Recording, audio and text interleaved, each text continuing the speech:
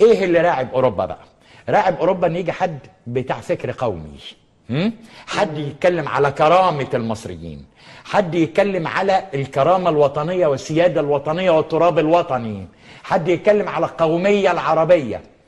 ده عامل لهم رعب لانه بيفكرهم بحد قبل كده بهدلهم قوي قوي قوي وسبب لهم ازمات ووقع حكومات وعمل مشاكل كبيره قوي، اسمه جمال عبد الناصر.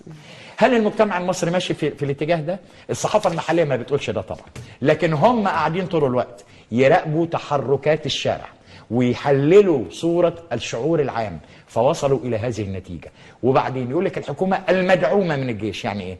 يعني حكومه الانقلاب. ما هو ده معناه ما ناخدش الكلام ونطير.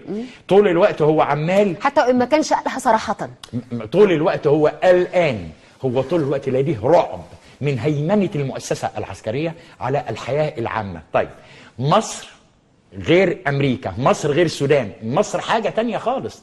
مصر ربنا خلقها كده، جيش كون دولة من أيام مينا موحد القطرين، من أيام سنوسرت الثالث. الحكاية ملهاش علاقة. مصر بالجغرافيا والتاريخ طول عمرها معرضة، طول عمرها كل أمنها ونواتها في قواتها المسلحة. خلاص بقى يا أخي، عشان تتحول من ده إلى اللي أنت عايز تصيغ به مصر أنت محتاج 7000 سنة قد اللي فاتوا. اعترف يا أخي. إنما أنت متخيل إن الجماعات المدعومة أمريكيا، الجماعات اللي بتقول الدين مش الوطن ومن ثم الأرض دي شوية تراب يا راجل مش شغلانة. لا يا حبيبي، الناس دي مشيت. كيري كان بيقول إيه؟ مصر تمر بمرحلة انتقالية صعبة، الديمقراطية ليست مجرد استفتاء، الإخوان تبنوا مسارا خطيرا في الحكم.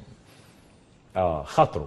إنما في الآخر هو كان يتمنى قوي قوي إنهم ينجحوا، لأنه في النهاية بقى تقسيم مصر مفيش أسهل منه، فك الدولة المصرية مفيش أسهل منه. وعايز أنبه الناس كلها وأنبه اللفندية اللي بيتكلموا في الصحافة المحلية، الإخوان في الحكم فشلوا في فك الدولة المصرية. بره الحكم يريدون تقسيم الدولة المصرية، لذلك هم عايزين يقولوا احنا شعب وانتوا شعب، ونفضل نشتغل في الحكايه دي كتير. وده مش في صالح، يعني ده مش في صالح. الأوان ان احنا ننتبه الى لعبه الاخوان المسلمين في تقسيم الدوله. ما دام ما قدروش على فكها، بالتالي هيسعوا الى تقسيمها، وهيلاقوا راي عام غربي جاهز اهو هيساعدهم على ده، هيساعدهم على ده. طب